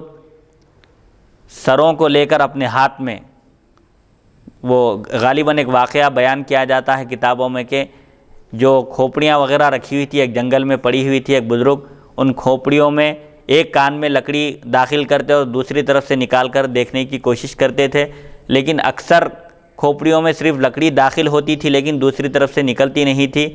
اکثر کھوپڑیوں میں سے نکل جاتی تھی لکڑی دوسری طرف، اور بہت کم کھوپڑیاں ایسی تھی جس میں لکڑی داخل ہونے کے بعد ایک کان میں دوسری طرف نہیں نکلتی تھی۔ تو وہ بزرگ بیان کرتے ہیں کہ جس کھوپڑی میں لکڑی داخل کی گئی اور دوسرے کان سے نہیں نکلی، اس کا مطلب یہ ہے کہ لوگ بات جب سنتے دین کی، بھلائی کی، خیر کی، اسلام کی، تو اس کو قبول کر لیتے تھے اور اس پر عمل کرتے تھے۔ اور جیسے محاورہ ہے، کہا جاتا ہے ایک کان سے سن کر دوسرے کان سے اڑا دینا، چھوڑ دینا، یعنی بات کو قبول نہیں کرنا۔ تو بہت سارے لوگ ایسے ہوتے ہیں جو بات قبول نہیں کرتے، سنتے تو ہیں لیکن اس پر عمل نہیں کرتے۔ تو اسلام میں، شریعت میں اصل اعتبار یہ ہے کہ تعداد بتلانا مقصود نہیں ہے، بلکہ تعداد کم بھی ہو تو سب کے سب کام کے ہوں، سب کے سب اللہ کی عبادت کرنے والے ہوں۔ ایسا نہ ہو کہ جیسا کہ آج کل مسلمانوں کی تعداد کروڑوں میں پہنچ چکی ہے، لیکن آج مسلمانوں کا وہ رعب و دبدبہ اور وہ شان و شوکت باقی نہیں ہے جو صحابہ کرام کے زمانے میں تھی۔ جنگ بدر میں تو صرف 313 صحابہ کرام تھے جنہوں نے 1000 کفار کو شکست دی۔ سب سے پہلی فتح، سب سے پہلی کامیابی تھی مسلمانوں کی، وہ تعداد میں کم ہوتے ہوئے وہ متحد تھے اور ان کا ایمان اللہ پر اور اس کے رسول پر مضبوط تھا، اسی لیے کامیابی ان کے قدم چومتے رہی۔ صحابہ کرام ہمیشہ سربلند رہے، کیوں؟ اس لیے کہ وہ ایمان کے تقاضوں کو پورا کرتے تھے، دین پر مضبوطی سے قائم تھے۔ آج مسلمانوں کی تعداد بہت زیادہ ہے، اس کے باوجود مسلمان ذلت اور رسوائی کا شکار ہے، جیسا کہ ایک حدیث شریف میں حضور اکرم صلی اللہ علیہ وسلم نے فرمایا کہ ایک زمانہ ایسا آئے گا کہ میری امت پر تمام اقوام غیر مسلم، چاہے یہود و نصارہ ہوں یا مشرک ہوں یا کفار ہوں، سب کے سب میری امت پر ایسے ٹوٹ پڑیں گے، ایسا حملہ آور ہوں گے جیسے لوگ دسترخوان پر ٹوٹ پڑتے ہیں کھانے کے لیے۔ تو ایک صحابی نے عرض کیا، کیا یا رسول اللہ صلی اللہ علیہ وسلم، ہم اس وقت اقلیت میں ہوں گے، ہماری تعداد کیا اس وقت کم ہوگی؟ تو حضور صلی اللہ علیہ وسلم نے فرمایا نہیں، بلکہ اس وقت مسلمانوں کی تعداد بہت زیادہ ہوگی، لیکن مسلمانوں کے اندر کمزوری آ جائے گی، وہن پیدا ہو جائے گا۔ تو صحابی نے پوچھا کہ وہ کمزوری کیا ہوگی؟ تو حضور صلی اللہ علیہ وسلم نے فرمایا دنیا کی محبت اور موت کی کراہیت، یعنی ایک زمانہ ایسا آئے گا کہ مسلمانوں کی تعداد بہت زیادہ ہوگی لیکن ان کے دل میں دنیا بس جائے گی، دنیا کی محبت گھر کر لے گی اور وہ لوگ موت سے ڈریں گے، موت کو ناپسند کریں گے، اسی لیے ہر میدان میں ہر مرحلے میں وہ شکست کھائیں گے، ذلت اور رسوائی کا سامنا کریں گے اور ان کی ہمتیں پست ہو جائے گی، اسی لیے وہ ذلت اور رسوائی کا شکار ہو جائیں گے۔ جبکہ اگر ایمان والے ہوں، مضبوط طاقتور ہوں، ایمان پختہ ہو، مضبوط ہو، تو دنیا کی کوئی طاقت مسلمانوں کو زیر نہیں کر سکتی۔ قرآن پاک میں اللہ تعالیٰ فرماتا ہے وَلَا تَهِنُوا وَلَا تَحْزَنُوا وَأَنْتُمُ الْأَعْلَوْنَ إِن كُنتُم مُؤْمِنِينَ، یعنی تم کمزور بھی مت ہو اور غمزدہ بھی مت ہو، رنجیدہ ہونے کی ضرورت نہیں ہے، تم ہی سر بلند رہو گے اگر تم مومن ہو۔ ایمان پر اگر مضبوطی سے قائم رہو تو سربلندی تمہارے لیے ہے، کامیابی تمہارے لیے ہے، کامرانی تمہارے لیے ہے، دنیا میں تم انقلاب برپا کر سکتے ہو بشرطے کہ تم مومن ہو، ایمان کے تقاضوں کو پورے کرنے والے ہو۔ حدیث نمبر 3991، باب افتراق الامم، امتوں کے مختلف ہونے کا بیان، یعنی امتیں فرقوں میں بڑھ جائیں گی، جیسا کہ حضور اکرم صلی اللہ علیہ وسلم نے فرمایا کہ بنی اسرائیل 71 فرقوں میں بڑھ گئی تھی، اور ایک روایت میں ہے 72 فرقوں میں بڑھ گئی تھی، اور فرمایا کہ میری امت 73 فرقوں میں بڑھ جائے گی، 72 فرقے جہنمی ہیں اور صرف ایک فرقہ نجات پانے والا ہے، اس کی تشریح بھی آگے آئے گی حدیث شریف میں۔ سب سے پہلے عربی متن پڑھا جائے گا۔ حدثنا ابو بکر بن ابی شیبہ حدثنا محمد بن بشیر حدثنا محمد بن عمرو عن ابی سلمۃ عن ابی ہریرہ قال قال رسول اللہ صلی اللہ علیہ وسلم تفرقت اليہود علی 71 فرقۃ وتفترق امتی علی 73 فرقۃ۔ ابو ہریرہ رضی اللہ عنہ سے روایت انہوں نے فرمایا رسول اللہ صلی اللہ علیہ وسلم نے ارشاد فرمایا یہود 71 فرقوں میں بڑھ گئے اور میری امت 73 فرقوں میں بڑھ جائے گی۔ یہود تورات میں تحریف کر دیے، بعض انبیاء کو انہوں نے مانا اور بعض کو نہیں مانا، اور یہودی علماء منمانی کرنے لگے اور اللہ تعالیٰ کی جانب سے نازل کرتا کتاب میں احکام میں تغیر تحریف کرنے لگے، بدل دینے لگے۔ ان کے پاس طریقہ یہ تھا کہ اگر کوئی معزز آدمی گناہ کرتا، زنا کرتا، مال و دولت والا ہوتا تو پیسے لے کر اس کا چھوڑ دیتے، اس پر حد نافذ نہیں کرتے تھے، اور اگر کوئی کمزور شخص ہوتا، مالی اعتبار سے کمزور ہوتا یا معاشرے میں اس کا کوئی مقام نہیں ہوتا تو اس پر حد جاری کرتے تھے۔ بہرحال عقائد اور نظریات میں بھی انہوں نے بہت خرد برد کی، نتیجے میں 71 فرقے بن گئے، اور حضور صلی اللہ علیہ وسلم نے فرمایا کہ میری امت بھی اسی طرح عقائد اور نظریات اور اسلامی افکار اور خیالات میں تبدیلیاں کر کے 73 فرقوں میں بڑھ جائے گی۔ حدیث نمبر 3992 حدثنا عمرو بن عثمان بن سعید بن کثیر بن دینار الحمصی حدثنا عباد بن یوسف حدثنا صفوان بن عمرو عن راشد بن سعد عن عوف بن مالک قال قال رسول اللہ صلی اللہ علیہ وسلم افترقت الیہود علی 71 فرقة فواحدة فی الجنہ و70 فی النار وافترقت النصارى علی 72 فرقة ف71 فی النار وواحدة فی الجنہ والذی نفس محمد بیدہ لتفترقن امتی علی 73 فرقة واحدة فی الجنہ و72 فی النار قیل یا رسول اللہ من ہم قال الجماعہ۔ عوف بن مالک رضی اللہ عنہ سے روایت انہوں نے فرمایا رسول اللہ صلی اللہ علیہ وسلم نے ارشاد فرمایا یہودی 71 فرقوں میں بٹ گئے، پس ایک جنتی ہے اور 70 دوزخی ہیں۔ 71 فرقوں میں بٹ گئے، 70 جہنمی ہیں، جہنم میں جانے کے مستحق ہیں، اور ایک فرقہ جو اہل حق کا ہے جنہوں نے موسیٰ علیہ السلام کی تصدیق کی، آپ پر ایمان لایا، تورات میں بیان کردہ احکام پر عمل کیا اور حق کے دامن کو مضبوطی سے تھاما، وہ جنتی ہیں۔ اور فرمایا کہ وافترقت النصارى، یہودی 71 فرقوں میں بٹ گئے، 70 جہنمی اور ایک فرقہ جنتی ہے، اور نصارہ 72 فرقوں میں بٹ گئے، 71 فرقے جہنمی ہیں اور ایک فرقہ جنتی ہے۔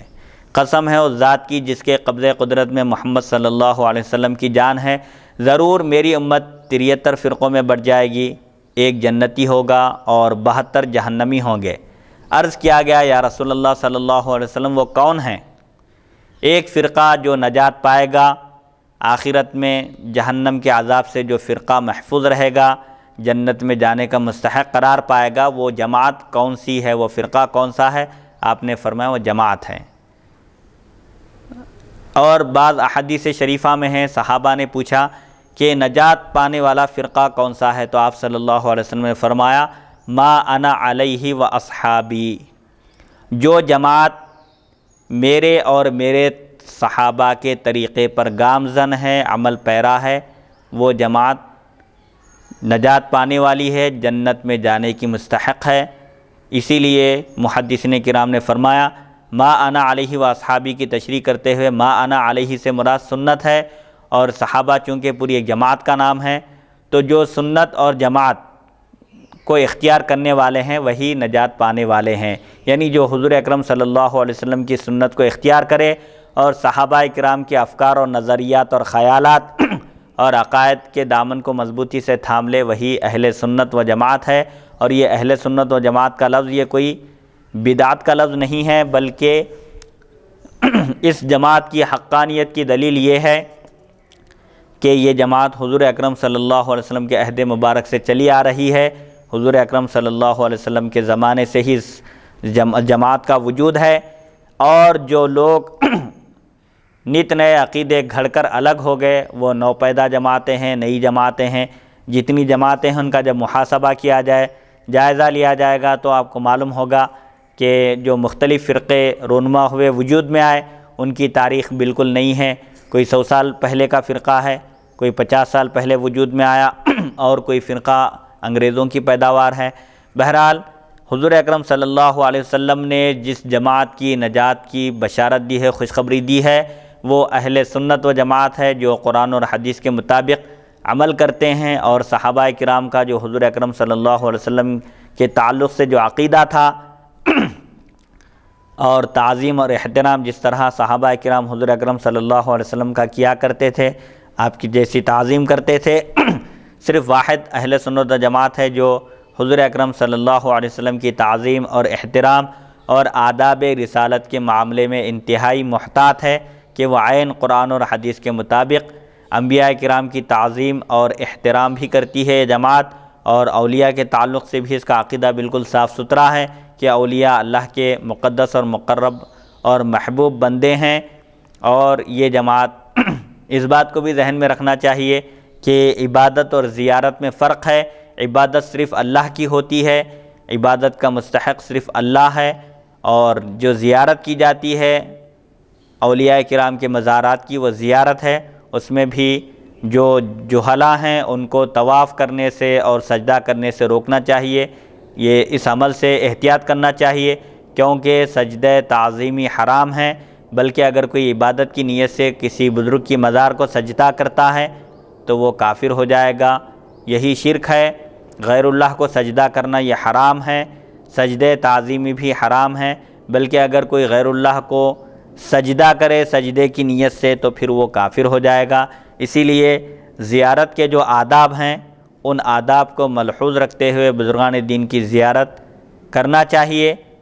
اور زیارت کرنے سے فائدہ یہ ہوگا کہ حضور اکرم صلی اللہ علیہ وسلم نے ارشاد فرمایا کہ میں نے تم کو پہلے زیارت قبور سے منع کیا تھا، اس کی وجہ یہ تھی کہ لوگ ابھی مسلمان ہو رہے تھے، کہیں ان کے اندر پھر دوبارہ شرک نہ آ جائے، اسی لیے زیارت قبور سے منع کیا گیا تھا۔ پھر بعد میں آپ نے اس کی اجازت دی اور فرمایا کہ زیارت قبور کا مقصد یہ ہے فَإِنَّهَا تُزَهِّدُكُمْ فِي الدُّنْيَا وَتُذَكِّرُكُمُ الْآخِرَةَ، کہ زیارت کرنے سے، قبروں کی زیارت کرنے سے دنیا سے بے رغبتی پیدا ہوتی ہے، اور قبروں کی زیارت آخرت کی یاد تازہ کرتی ہے، کہ انسان کے سامنے یہ منظر پیش نظر ہو جاتا ہے کہ جس طرح لوگ دنیا سے رخصت ہوئے ہیں اسی طرح ہم کو بھی ایک دن اس دنیا سے رخصت ہونا ہے، اور ہمیشہ جہاں ہم کو رہنا ہے اس کی تیاری کرنا چاہیے۔ اس طرح انسان کے اندر دنیا سے بے رغبتی پیدا ہوتی ہے اور آخرت کی یاد تازہ ہوتی ہے، آخرت کی طرف توجہ ہوتی ہے۔ اسی لیے زیارت کرنے میں کوئی مضائقہ نہیں ہے، حرج نہیں ہے، زیارت کرنا مسنون ہے۔ البتہ ایسے اعمال سے گریز کرنا چاہیے، بچنا چاہیے جو شرک تک پہنچا سکتے ہیں۔ اسی لیے مزارات کو سجدہ کرنا بھی حرام ہے، طواف نہیں کرنا چاہیے، زیارت کا جو مسنون طریقہ بتایا گیا ہے اس طریقے کے مطابق زیارت کرنا چاہیے۔ تو اہل سنت و جماعت کے عقائد، نظریات، خیالات اور افکار یہ عین قرآن اور حدیث کے مطابق ہے۔ صحابہ کرام کے جیسا عقیدہ رکھنا یہ ہدایت کا معیار ہے، ہدایت کی کسوٹی صحابہ کرام کو قرار دیا گیا کہ جو کوئی صحابہ کرام کے جیسا ایمان لائے گا یقیناً وہی ہدایت یافتہ ہے، ہدایت پر متمکن ہے، ہدایت کے راستے پر گامزن ہے۔ صحابہ کا عقیدہ حضور اکرم صلی اللہ علیہ وسلم کے ساتھ کیسا تھا کہ صحابہ حضور اکرم صلی اللہ علیہ وسلم کی انتہائی تعظیم کرتے تھے، آپ کا احترام کیا کرتے تھے، آپ کے آداب بجا لایا کرتے تھے۔ یہ بہرحال صحابہ کرام جو عقیدہ رکھتے تھے، عقیدہ شفاعت ہے، عقیدہ علم غیب ہے، تعظیم رسول اکرم صلی اللہ علیہ وسلم ہے، آداب رسالت ہیں، ان تمام کا خیال رکھتے ہوئے جو ان عقائد اور نظریات کو اپنائے گا وہی اہل حق میں شمار کیا جائے گا اور وہی جنت میں جانے کا مستحق قرار پائے گا۔ حدیث نمبر 3993، حدثنا ہشام بن عمار حدثنا الولید بن مسلم حدثنا ابو عمرو حدثنا قتادة عن انس بن مالک قال قال رسول اللہ صلی اللہ علیہ وسلم ان بنی اسرائیل افترقت على 71 فرقة وان امتی ستفترق على 72 فرقة كلها في النار الا واحدة وهي الجماعة۔ انس بن مالک رضی اللہ عنہ سے روایت، انہوں نے فرمایا رسول اللہ صلی اللہ علیہ وسلم نے ارشاد فرمایا یقیناً بنی اسرائیل 71 فرقوں میں بٹ گئی اور یقیناً میری امت 72 فرقوں میں بٹ جائے گی، سب کے سب دوزخ میں داخل ہوں گے سوائے ایک کے، اور وہ جماعت ہے، یعنی اہل سنت و جماعت جو قرآن اور حدیث کی روشنی میں اپنی زندگی بسر کرے، جو صحابہ کرام کے طریقے کو اختیار کرے، صحابہ کرام کے جو عقائد اور نظریات تھے وہ عین قرآن اور حدیث کے مطابق تھے، کیونکہ وہی صف اول کے مسلمان ہیں، انہوں نے وحی کے نزول کا مشاہدہ کیا، حضور اکرم صلی اللہ علیہ وسلم کی صحبت بافیض میں رہے اور آپ صلی اللہ علیہ وسلم سے انہوں نے استفادہ کیا اور آپ صلی اللہ علیہ وسلم کی تعلیمات کو انہوں نے اختیار کیا اور اسی تعلیمات کو انہوں نے عام کیا، پوری دنیا میں ان کو پھیلانے کا اہتمام کیا۔ بہرحال صحابہ کرام کے جیسا عقیدہ، ان کے جیسے نظریات تھے، ان کے جیسے خیالات اور افکار تھے، انہی خیالات اور افکار کو اختیار کرنے والا اہل سنت و جماعت میں شمار کیا جائے گا اور وہی جنت میں جانے کا مستحق قرار پائے گا۔ حدیث نمبر 3994، حدثنا ابو بکر بن ابی شیبۃ حدثنا یزید بن ہارون عن محمد بن عمرو عن ابی سلمۃ عن ابی ہریرہ قال قال رسول اللہ صلی اللہ علیہ وسلم لتتبعن سنت من کان قبلکم باعا بباع وذراعا بذراع وشبرا بشبر حتی لو دخلوا فی جحر ضب لدخلتم فیہ قالوا یا رسول اللہ الیہود والنصارى قال فمن اذن۔ ابو ہریرہ رضی اللہ عنہ سے روایت، انہوں نے فرمایا رسول اللہ صلی اللہ علیہ وسلم نے ارشاد فرمایا تم ضرور بضرور اپنے سے پہلے والوں کے طریقے پر چلو گے، اختیار کرو گے، دست بدست اور بالشت ببالشت، یہاں تک کہ اگر وہ گھوڑ پھوڑ کے سوراخ میں بل میں داخل ہوں تو تم بھی ضرور اس میں داخل ہوگے۔ تو صحابہ نے عرض کیا یا رسول اللہ صلی اللہ علیہ وسلم کیا یہود و نصارہ؟ تو آپ نے فرمایا پھر کون ہو سکتے ہیں؟ یعنی تم سے پہلے والی امتیں جو ہیں وہ یہود و نصارہ ہیں۔ ایک زمانہ ایسا آئے گا کہ میری امت قدم بقدم مکمل طور پر سابقہ امتوں کے نقش قدم پر چلے گی، بالکل شانہ بشانہ ہو کر میری امت یہود و نصارہ کے نقش قدم پر چلے گی، ان کے طریقوں کو اختیار کرے گی، ان کے فیشنوں کو اختیار کرے گی، بالش ببالش، یعنی بالکل جیسے ایک جوتا دوسرے جوتے کے برابر ہوتا ہے۔ ایک حدیث شریف میں اس طرح بھی وضاحت کی گئی کہ جیسے جوتے ایک دوسرے کے برابر ہوتے ہیں، دو جوتے سائز میں ایک جیسے ہوتے ہیں، ایسے ہی ایک زمانہ آئے گا کہ میری امت بالکل یہود و نصارہ کے نقش قدم پر چلے گی، یہاں تک کہ اگر وہ لوگ یہود و نصارہ میں اگر کوئی گھوڑ پوڑ کے بل میں داخل ہوئے تھے تو میری امت میں بھی ایسا کریں گے۔ تو صحابہ نے پوچھا کہ پہلی والی امتوں سے مراد کون ہیں؟ یہود و نصارہ ہیں۔ تو آپ نے فرمایا پھر اور کون ہو سکتے ہیں؟ تو آج کا جو ماحول ہے، مسلمان جس معاشرے میں جس سوسائٹی میں سانس لے رہے ہیں اور جس طرح کے حرکات اور طریقوں کو اختیار کر رہے ہیں، تقریباً ہو بہو یہود و نصارہ کے طریقے کو اختیار کیا جا رہا ہے اور بالکل شانہ بشانہ یہود و نصارہ کے نقش قدم پر چل رہے ہیں۔ جیسے آج کل بائیں ہاتھ سے کھانا اور پینا فیشن بن گیا ہے، لوگ اس کو مہذب معاشرے کی علامت سمجھتے ہیں، مسلمانوں میں بھی یہ رواج عام ہوتا جا رہا ہے، جبکہ سیدھے ہاتھ سے کھانا سنت ہے، بائیں ہاتھ سے شیطان کھاتا ہے، اسے منع کیا گیا ہے۔ لیکن آج کل کا فیشن یہ بن گیا ہے، امریکی تہذیب، مغربی تہذیب کے لوگ دلدادہ ہو گئے ہیں، اسی کلچر کو اپنانے کو فخر سمجھ رہے ہیں، بائیں ہاتھ سے کھانا پینا اور بالکل انگریزوں کی تقلید کو اپنے لیے باعث فخر سمجھا جا رہا ہے۔ یہ بڑے افسوس کی بات ہے۔ حضور اکرم صلی اللہ علیہ وسلم نے 1400 سال پہلے ہی آپ نے پیشن گوئی فرما دی کہ ایک ایسا زمانہ آئے گا کہ میری امت ہو بہو بالکل یہود و نصارہ کے نقش قدم پر چلے گی، تہذیب میں، تمدن میں، تعلیم میں، ہر چیز میں ان کے طریقے کو اختیار کرے گی، جبکہ حضور اکرم صلی اللہ علیہ وسلم کی حیات مبارکہ میں مسلمانوں کے لیے، پوری کائنات کے لیے ایک بہترین نمونہ ہے، کامل نمونہ ہے، اکمل نمونہ ہے۔ آپ صلی اللہ علیہ وسلم کی ذات گرامی سرتاپا معجزہ ہے اور ساری انسانیت کے لیے آپ نے ایک بہترین پیغام عطا کیا، ایک بہترین زندگی کا نمونہ پیش کیا کہ ہر چیز کے آداب ہوتے ہیں، مسلمان تمام آداب کا لحاظ رکھتا ہے، کھانے پینے میں، اٹھنے بیٹھنے میں، چلنے پھرنے میں، معاملات میں، معاشرت میں، معیشت میں،